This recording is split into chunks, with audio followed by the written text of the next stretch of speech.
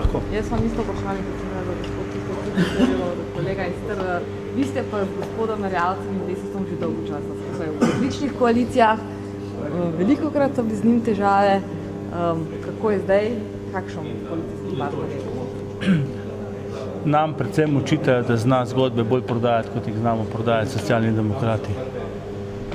Vaša baza toč. Da. Kaj zdaj glede Telekoma in SD-ja?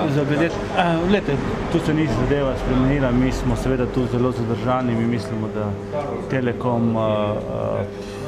bi bilo dobro, da bi ostal v slovenskih rokah.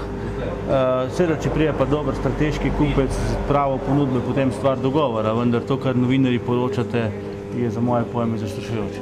Ampak kako gledate zdaj na...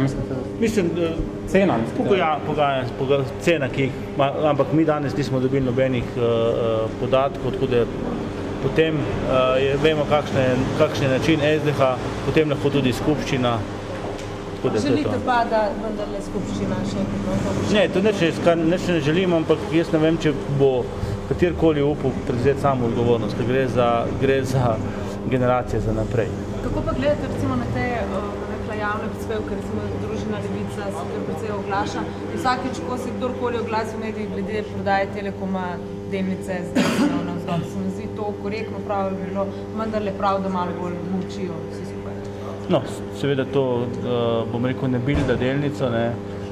So pa tudi, bom rekel, novinari, ki na nek način date podatke ven, včeraj ste dali podatke ven glede cene, glede pogajanj, bom rekel, tudi nismo veliko pomagali pri tem, kakšna bo zgodovina te našega Telekoma. Je pa problem, da potem se politika normalno odzove na vse te zapise med novinarji in je to, bom rekel, politično normalno. Se pravi, izkupiček iz teh informacij, ki so zdaj v javnosti, kar se tiče cene in tako je za vas zelo slab. Jaz govorim čisto politično, ker bi bojo nekateri rekli, da nimam ekonomskega znanja. Meni se zdi to nespremljivo, ampak to je samo moje. Še glede klasifikacije, glede na to, da je zdaj v državni zborski proceduri, kdaj predvidevate in se približujemo poletju, da bo državni zbor sprejel? No, jaz mislim, da lahko to spravimo pod streho do poletja, bo pa seveda še veliko parlamentarne razprave, veliko usklajevanj in na koncu rabimo 46 glasov, da je takšna strategija sprejeta. Jaz bi se pa želel kot državljan in kot politik, da bi bila ta strategija, bom rekel, sprejeta z, bom rekel, veliko večino, ker ne gre samo za premoženje opozicije ali pa premoženje pozicije, gre za premoženje vseh Slovencev. Še vedno pa pričakujete nekatere odgovore z ministrstva? Absolutno. Hvala.